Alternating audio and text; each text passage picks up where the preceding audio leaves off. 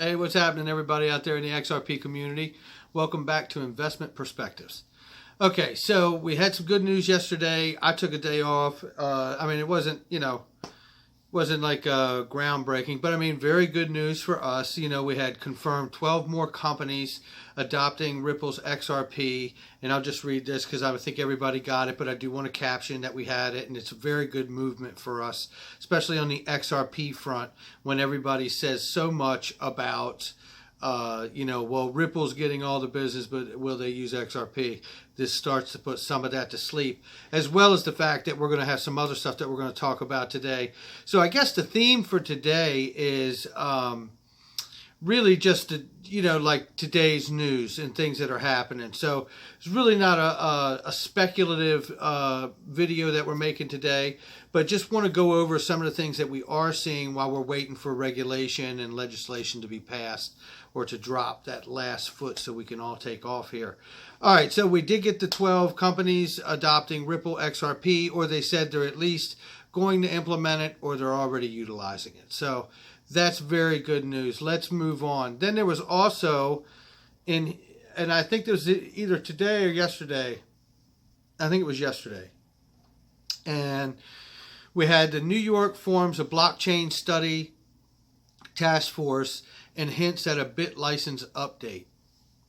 Now, I thought this was just really relevant as far as the fact that there's a section in this. I want to go down and just read this real quick. New York State is officially launching a cryptocurrency task force aimed at helping the state understand cryptocurrencies and their underlying blockchain technology. So I want to go down in this section here and just read what's here so we can, I think we pretty much get the gist of what's happening here. But these reports will include proposals on how the state may best regulate, define, or utilize cryptocurrencies, as well as sweeping overviews of the space, including energy costs for mining,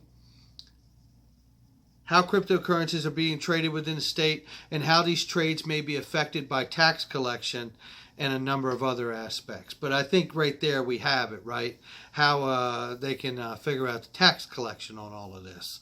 So people are getting excited on that side of things because they're just seeing revenue, right? So nothing but good news. I think they're looking to further define these bit licenses as they move forward, obviously, at the same time. And I think it even shows us, too, that because it does say in here the task force will be composed of technologists, consumers, institutional, and retail investors. So I think that's good news for us all the way around, just in the crypto space in general, right? So let's keep moving. So we also had OK.Exchange, I saw today, launching 8 more trading futures. Was it here? Yeah, had added multiple crypto derivative pairs to its platform, according to Cointelegraph, right? So let's go into this just a little bit because they added perpetual swaps.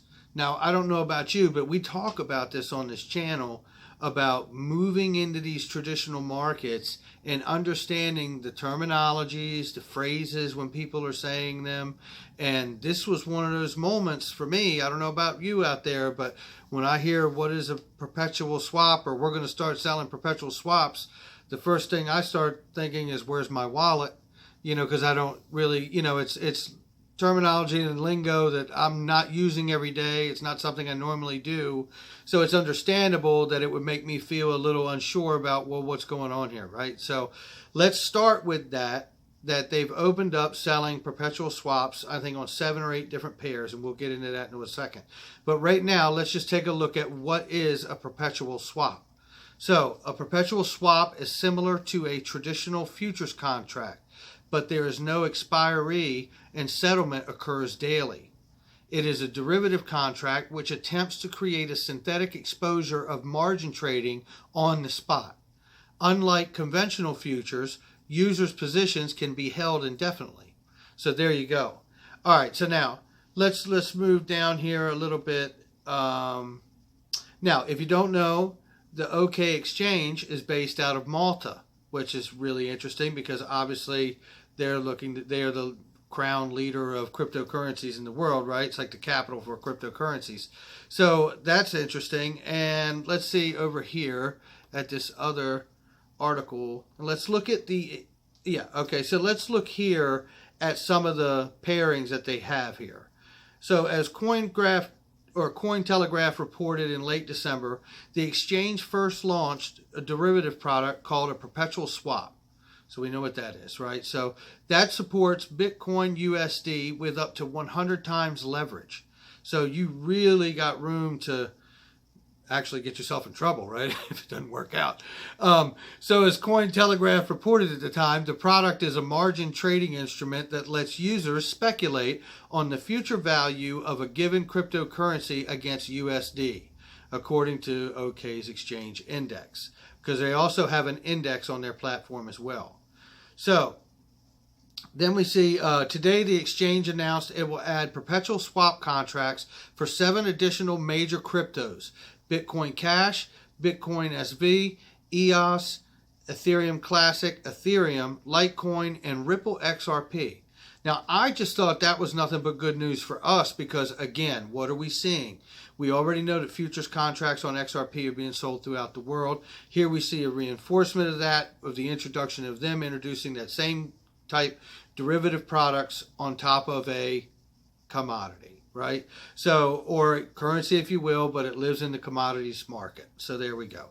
So that's just really, really good news. And it did add that the newly added contracts will only support up to 40 times leverage and not like the 100 times leverage against the Bitcoin crypto derivative that they offer there. So that's what I wanted to get on there. And then it talks about here, and it goes down and discusses Backbit, which we know we're waiting for their launch date. They have January 24th, I believe, is what the date is for them currently, but there's talk of that possibly getting postponed.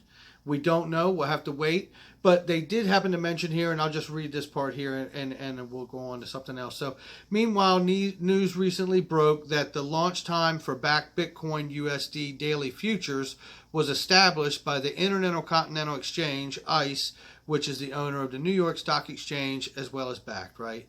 And they say in early 2019. So, like, we know now that they have a date of, I think it's January 24th, but we'll have to see if that gets moved or not. So the news came the same day as the Backbit platform announced a massive funding round totaling $182.5 million, which we know, right? So Backbit's launch as one of the industry developments that could help end the bear market in crypto. And that is true. I mean, when they get out there with that exchange being that huge, it'll be massive. Which brings me to another thing. Now, I know we're about 8 minutes in. So I'm gonna wrap this up right here. And honestly, if anybody has any comments or anything to add, or you want to talk about something, let me know. But the next thing I want to dive into is Fidelity's digital asset platform and what that's going to look like, because this is the OKEx exchange based out of Malta, and we start seeing what's going on there. We've already talked about RSX and how that's going to look like the commodities market. I mean, we just keep seeing a reinforcement of this. This is where we're at, right? So this is what we want to understand. And I think it's a good idea that we really start drilling down into these different platforms so we can see what their approach is, because that lets us know exactly what's coming, right? All right, guys, I'm going to wrap it right there. Keep an eye out for my next video. We're going to talk about the Fidelity digital asset platform. All right, guys, hit the like and subscribe. It's great to be back. Happy 2019. Let's keep this conversation moving. I'll catch you on the next one. All right, bye.